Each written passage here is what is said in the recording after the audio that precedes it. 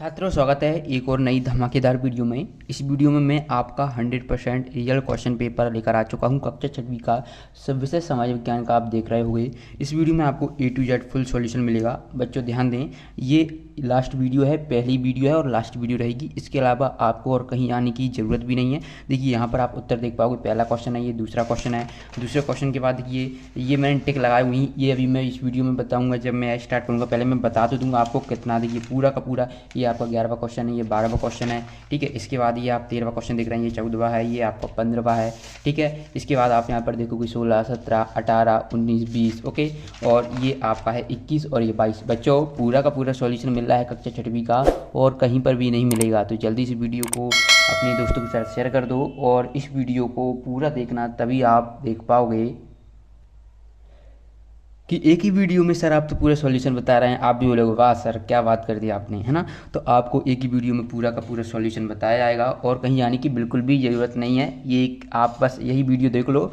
और जो भी बच्चे परेशान हो रहे हैं कि सर ये जो यूट्यूब चैनल तो आपको सिर्फ 10 क्वेश्चन बता रहा है, सर परेशान है, तो आप उधर जाओ ही मत। यहाँ पर देखो ना, पूरा का सॉल्यूशन मिल रहा है ना एक वीडियो में। मैंने अभी संस्कृत का डाला था, पूरा का पूरा सॉल्यूशन एक ही वीडियो में बताया था कि नहीं बताया था? बोलो, बताया था कि नहीं बताया था? तो चलिए पहला देखिए, प्रश्न को पढ़कर नीचे दिए गए विकल्पों में से सही विकल्प चुनकर लिखना है। यहाँ पर प्रश्न एक है, कानून व्यवस्था को बनाए रखना मुख्य रूप से किसका दायित्व है? तो यहाँ पर नगर निगम, अस्पताल, पुलिस और ग्राम पंचायत। तो उत्तर आप यहाँ पर से लिखेंगे ऑप्शन सी, पुलिस, ओके। अब देखिए दूसरा प्रश्न देखिए, आप अपनी छात्रवृत्ति की राशि निकालने के लिए किस संस्था के पास जाएंगे? ओके। तो यहाँ पर ऑप्शन है विद्यालय, ग्राम पंचायत, अस्पताल, बैंक, ओके। तो छात्रवृत्ति किसके द्वारा? विद्यालय के द्वारा जारी की जाती है, लेकिन आप निकालने के लिए कहाँ पर जाएंगे? बैंक में जाएंगे। तो यहाँ पर आप क्या करोगे? ऑप्शन डी आपको यहाँ पर बिल्कुल सही कर देना है, ओके। तो चलिए थोड़ा ये आपको अब सही दिखेगा, ओके बच्चों। चलिए ये यहाँ पर आपके प्रश्न तो यहाँ पर कंप्लीट होता है। चलिए प्रश्न क्रमांक 2 के बाद प्रश्न क्रमांक 3 देखिए, अधिक वर्षा के कारण आपके घर में हुई क्षति सर्वे के लिए आप किससे संपर्क करेंगे? तो ऑप्शन ए है स्थानीय शासन, ऑप्शन बी है पुलिस थाना, ऑप्शन सी है बैंक और ऑप्शन डी है अस्पताल। तो इसका आपको उत्तर लिख देना है। यहाँ पर बच्चों क्या लिखोगे? मैं यहाँ पर लिख दूँ ऑप्शन ए, यहाँ पर आप लिखोगे स्थानीय शासन, ओके। स्थानीय शासन। बच्चों पूरा सॉल्यूशन बताऊंगा, ओके, A to Z 1 से 22 तक का। अगला देखिए, रेखा मानचित्र को ध्यान से देखिए और प्रश्न 4 और 5 के उत्तर दीजिए। तो यहाँ पर आपको ये रेखा मानचित्र देख रहा है, ऊपर उत्तर दिशा होती है, नीचे दक्षिण दिशा होती है।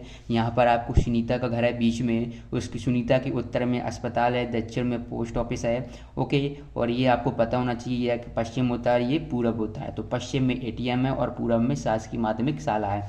तो यहाँ से क्वेश्चन देखिए, चलिए देखते हैं क्या पूछ रहा है। तो क्वेश्चन 4 पूछा है, सुनीता का ATM से पैसे निकालना है तो वे अपने घर से किस दिशा की हो जाएगी? तो ATM कौन सी दिशा में है? पश्चिम दिशा में। तो ऑप्शन ए पूर्व दिशा, ये गलत हो जाएगा क्योंकि पूर्व दिशा में तो स्कूल है उसका, है ना। तो पश्चिम दिशा में, हाँ ये सही है। तो यहाँ पर आप लिख दोगे ऑप्शन बी, क्या लिखोगे? पश्चिम दिशा, ठीक है। यहाँ पर आपको लिख देना है पश्चिम दिशा, ओके बच्चों। चलिए अगला देखिए प्रश्न 5, ठीक है। प्रश्न 5 है, सुनीता के घर से दक्षिण दिशा में कौन सा स्थान है? यहाँ पर ऑप्शन ए है अस्पताल, ऑप्शन बी है ATM, ऑप्शन सी है शाला और ऑप्शन डी है पोस्ट ऑफिस। तो दक्षिण यानी कि नीचे, तो यहाँ पर आपको क्या दिख रहा है? Post office, okay. तो ये आपका यहाँ पर ऑप्शन डी सही हो जाएगा। यहाँ पर आप लिखोगे पोस्ट और ऑफिस, ओके बच्चों। ये आपको यहाँ पर लिख देना, उत्तर आपका ये हो जाएगा पोस्ट ऑफिस, ऑप्शन, ओके। चलिए अगला देखिए, वनों की कमी का परिणाम होगा। तो वनों की कमी का क्या परिणाम होगा वो यहाँ पर आपसे पूछा गया है। चलिए तो इसको मैं थोड़ा इस पर रख लेता हूँ ताकि लिखने में मुझे प्रॉब्लम आ रही है, ओके। देखिए यहाँ पर अब देखिए, वनों की कमी के कारण परिणाम होगा। तो यहाँ पर ऑप्शन ए है ऑक्सीजन की मात्रा बढ़ जाएगी, ऑप्शन बी है अधिक वर्षा होगी, ऑप्शन सी है ऑक्सीजन की मात्रा घट जाएगी और ऑप्शन सी है मिट्टी के कटाव पर कोई अंतर नहीं होगा।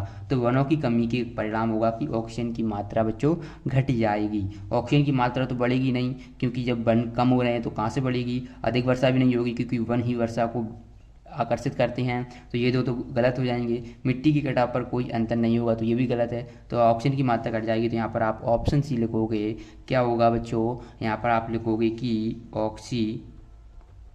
यहाँ पर मैं लिख देता हूँ ऑक्सीजन की मात्रा घट जाएगी। ओके बच्चों, ये आपको यहाँ पर लिख देना है इस प्रश्न का उत्तर। ओके बच्चों, चलिए ये प्रश्न 6 के बाद हम अगले प्रश्न की ओर बढ़ते हैं। प्रश्न 6 के बाद आपको प्रश्न 7 बता देते हैं। प्रश्न 7 आपसे क्या पूछा गया वो आप यहाँ पर देखिए। ओके, तो यहाँ पर आपको प्रश्न 7 है, यहाँ पर पूछा गया है। और बच्चों पीडीएफ, अगर जो बच्चे पीडीएफ डाउनलोड करना चाहते हैं तो मैं बता दूँ, अगर आपने हमारी संस्कृत की वीडियो देखी होगी तो मैंने उसमें प्रोसेस बताई थी, अगर नहीं तो कोई बात नहीं। मैं आपको क्या बोल रहा हूँ, आपको गूगल ओपन कर लेना है, ठीक है। आप गूगल चलाते होंगे, जैसे ही आप गूगल ओपन करोगे तो वहाँ पर आपको जाकर SKT सर्च कर लेना है। वहाँ पर आपको एक वेबसाइट दिखेगी www.skt.com, उस पर आपको जाकर क्लिक करना है। वहाँ से आपको कक्षा 6वीं का समाज विज्ञान का जो पेपर का सॉल्यूशन की जो PDF है वो वहाँ पर उपलब्ध कराई गई है। ओके, तब तक मैं आपको उत्तर बता देता हूँ। ऊर्जा का वह संसाधन जो पृथ्वी से धीरे धीरे समाप्त हो रहा है उससे संबंधित उदाहरण है। तो यहाँ पर ऑप्शन ए है सौर ऊर्जा, ऑप्शन बी है बायोगैस, ऑप्शन सी है पवन ऊर्जा और ऑप्शन डी है यहाँ पर हमारा क्या है, कोयला। ओके, तो ये कौन सा है तो मैं आपको बता देता हूँ। इसका सही उत्तर होगा आपका ऑप्शन डी। तो आप यहाँ पर लिखोगे, यहाँ पर ऑप्शन डी करके लिखोगे कोयला। ओके बच्चों, ये आपको यहाँ पर लिख देना है। चलिए इसके बाद प्रश्न देखिए, अगला प्रश्न, प्रश्न क्रमांक 8 है। पर्यावरण सुरक्षा को ध्यान में रखते हुए किस ईंधन से चलने वाले वाहन का उपयोग करना चाहिए। तो ऑप्शन ए है पेट्रोल का, ऑप्शन बी है डीजल का, ऑप्शन सी है सौर ऊर्जा का और डी है प्राकृतिक गैस का। तो पर्यावरण सुरक्षा को ध्यान में रखते हुए हमें पेट्रोल का करेंगे तो धुआं निकलेगा, उससे डीजल से भी धुआं निकलता है। ओके, कुछ प्राकृतिक गैस भी कर सकते हैं लेकिन वो इतनी जो सस्टेबल नहीं है, यानी कि जो कॉस्टली जो प्राइस है वो हाई बहुत ज़्यादा हो जाएगा, तो वो भी नहीं कर सकते। इसलिए आप यहाँ पर ऑप्शन सी कर लेना, सौर ऊर्जा। इसका आपका सही उत्तर होगा सौर ऊर्जा। ओके बच्चों, क्या करोगे, सौर ऊर्जा। अगला देखिए प्रश्न 9, प्रश्न क्रमांक 9 है। सरकार द्वारा नेशनल पार्क की स्थापना का मुख्य उद्देश्य है। ऑप्शन ए दिया गया है वन्य जीवों का संरक्षण, ऑप्शन बी है वन्य जीवों की संख्या को सीमित करना, ऑप्शन सी है मनुष्यों के लिए आवासीय क्षेत्र निर्मित करना, ऑप्शन डी है कृषि हेतु भूमि को सुरक्षित रखना। तो यहाँ पर आप ऑप्शन ए करोगे वन्य जीवों का संरक्षण। यहाँ पर आप लिखोगे वन्य, ठीक है, वन्य जीवों का संरक्षण, संरक्षण बच्चों, ये आपको यहाँ पर लिख देना है। इसके बाद देखिए प्रश्न 10, चांगपा लोगों से संबंधित कौन सा कथन सही नहीं है। ऑप्शन ए दिया गया है चांगपा अधिक ऊंचाई पर रहना पसंद करते हैं, दूसरा है चांगपा खास तरह की बकरियां पालते हैं, और ऑप्शन सी है चांगपा घुमंतु नहीं होते हैं, और ऑप्शन डी है चांगपा लोग हरे मैदानों की खोज में घूमते हैं। तो बच्चों इसके लिए ये मुझे आंसर मिला नहीं है और मैं नहीं चाहता कि आपको कोई गलत आंसर बताया जाए। अगर आपको पता हो तो कमेंट बॉक्स में बता सकती हो। ओके, आप लर्निंग आउटकम्स की बुक्स में देखकर बता दीजिएगा। तब तक मैं आपको अब 11 से 22 तक के प्रश्न बता देता हूँ। यहाँ पर देखिए प्रश्न 11 है, जॉब कार्ड बनाना, राशन का वितरण करना, कानूनों का पालन कराना, उपरोक्त कार्यों को करने वाली संस्था के साथ तालिका में संबंध कीजिए। जैसे उचित मूल्य की दुकान, तो ये राशन का वितरण करती है, यहाँ पर आपको राशन का वितरण लिख देना है। और ग्राम पंचायत, नगर पालिका व नगर निगम क्या करती है, तो ये जॉब कार्ड बनवाती है। ओके, तो जॉब कार्ड का बनवाना। और पुलिस थाना क्या करती है, कानूनों का पालन करती है। तो इस तरीके से प्रश्न 11 का उत्तर लिखोगे। अगला देखिए प्रश्न 12, आप जिस नगर गाँव में रहते हैं वहाँ किस प्रकार की स्थानीय सरकार है, उसके कोई दो कार्य लिखिए। तो हम जिस गाँव में रहते हैं वहाँ पंचायती सरकार है, पंचायती सरकार है। अगर बच्चों आपको ये समझ में नहीं आ रहा है तो जो टाइप किया हुआ जो रहता है ना, कंप्यूटर पे टाइप किया जो रहता है प्रश्नों के उत्तर, वो आपको वेबसाइट पर मिलेंगे। वेबसाइट की मैंने बता दी है, गूगल पर जाकर आपको SKT सर्च करना है। क्या सर्च करना है, SKTEACH। तो वहाँ से आप इसको आंसर डाउनलोड कर पाओगे, नहीं तो लिंक आपको इस वीडियो के डिस्क्रिप्शन बॉक्स में मिल जाएगी। ओके, और जो भी कोई डाउट हो तो आप मुझे इंस्टाग्राम पर मैसेज कर सकते हो। ओके, मेरी इंस्टाग्राम की ID भी आपको वहीं पर मिल जाएगी। कोई भी इससे संबंधित प्रश्न हो तो आप मुझे वहाँ पर पूछ सकते हो आप मुझसे। अगला देखिए इसके कार्य लिखना है। तो पहला है सड़क बनवाना, दूसरा है तालाब का निर्माण करवाना। तो ये प्रश्न 1 और 2 के उत्तर लिख दोगे। इसके बाद देखिए प्रश्न 13, बैंक धन का लेन देन किस प्रकार करती है। तो यहाँ पर आप देखोगे कि बैंक धन का लेन देन नकद, प्रीपेड कार्डों की मदद से या ATM की सहायता से करती है। ये आपका प्रश्न क्रमांक 13 का बिल्कुल सही आंसर होगा। इसके बाद देखिए प्रश्न क्रमांक 14, संकेत चिन्ह बनाइए। यहाँ पर रेलवे स्टेशन है तो ये आपका रेलवे स्टेशन का संकेत चिन्ह ये हमने बना दिया है इस तरीके से। इसके बाद देखिए पक्की सड़क, तो ये आपकी दो लाइन कह देना है बिल्कुल समानांतर एक दूसरे के, तो ये आपकी पक्की सड़क बन जाएगी। इसके बाद पुल है तो ये आपको ये पुल का संकेत हो जाएगा। प्रश्न क्रमांक 14 के बाद अगले प्रश्न की ओर बढ़ते हैं। प्रश्न क्रमांक 15, प्रश्न क्रमांक 15 में आप दिए गए रेखा चित्र को देखकर प्रश्नों के उत्तर देना है। आप यहाँ पर देख पा रहे हो, ये आपको यहाँ पर ये सामुदायिक केंद्र दिख रहा है, यहाँ पर पेड़ लग रहे हैं और ये खेल का मैदान है और ये आपकी यहाँ पर क्या पक्की सड़क जा रही है, ठीक है, पक्की सड़क। और ये आपका पीओ ऑफिस है, ओके, ये यहाँ पर दुकानें हैं, ओके, ये रास्ता गया है, ये यहाँ पर भी रास्ता गया है, ये विकास का घर है, ये शीला का घर है और ये करीम का घर है। यहाँ पर विकास के घर को सी से रिप्रेजेंट कर रहे हैं, शीला के घर को डी से और ये करीम के घर को ई से, ओके। और ये आपका क्या फलोदान है, यहाँ से ये विद्यालय गया है, ये कुआं है, ठीक है। तो इससे आपसे रिलेटेड क्वेश्चन पूछे जाएंगे। तो चलिए देखते हैं क्या क्या प्रश्न पूछे गए हैं। तो पहला प्रश्न पूछा गया है कि विद्यालय से खेल का मैदान किस दिशा में है। तो बच्चों विद्यालय आपका आप देख पा रहे हो ये है और यहाँ पर आप खेल का मैदान देख पा रहे हो कहाँ पर है। तो आप यहाँ से ही देखोगे तो विद्यालय से खेल का मैदान ऊपर है, ठीक है। तो ये ऊपर क्या होती है, उत्तर दिशा होती है। आप यहाँ पर ऊपर देख पा रहे हो, ये आपकी क्या है, उत्तर दिशा है, ठीक है। विद्यालय से खेल का मैदान ऊपर है तो उत्तर दिशा में हो जाएगा। इसके बाद दूसरा देखिए, शीला के घर से फलोदान किस दिशा में है, ठीक है। शीला कहाँ पर है, तो बच्चों शीला ये है और फलोदान ये है, तो ये किस पूर्व दिशा में है, इस साइड तो ये पूर्व दिशा होती है, तो शीला के घर से फलोदान पूर्व दिशा में है। ये आपका प्रश्न 2 का उत्तर जो कि 15 के अंतर्गत पूछा गया है उसका उत्तर आप देखेंगे। यहाँ पर आप देख पाओगे प्रश्न 3, विकास के घर से दुकानें किस दिशा में हैं। तो यहाँ पर आप देख पाओगे उत्तर है विकास के घर से दुकानें पश्चिम दिशा में हैं, ये आपका इसका उत्तर हो जाएगा। इसके बाद अगला देखिए प्रश्न 16, प्रकृति से प्राप्त कोई 3 उपहार के नाम लिखिए।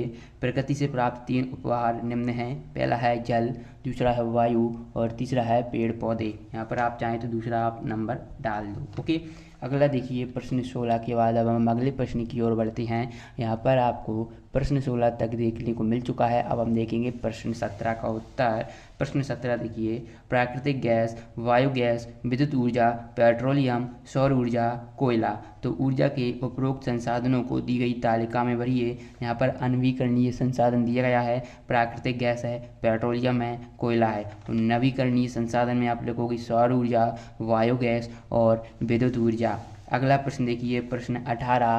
प्रश्न 18 यहाँ पर बच्चों देखोगे कि वनों का संरक्षण क्यों आवश्यक है, कोई 3 कारण हमें लिखना है। तो वनों की कमी के कारण भू अपरदन, अनावृष्टि, बाढ़ आदि समस्याएं उत्पन्न हो रही हैं, इसलिए वनों का संरक्षण आवश्यक है, ओके। कारण लिखना है तो प्राकृतिक संसाधनों का रखरखाव और दूसरा है मरुस्थलीकरण को रोकना और तीसरा है वर्षा। तो ये आपको वनों का संरक्षण क्यों आवश्यक है और 3 कारण हमने यहाँ पर ये लिख दिए हैं। इस तरीके से लिखोगे तो पूरे नंबर मिलेंगे।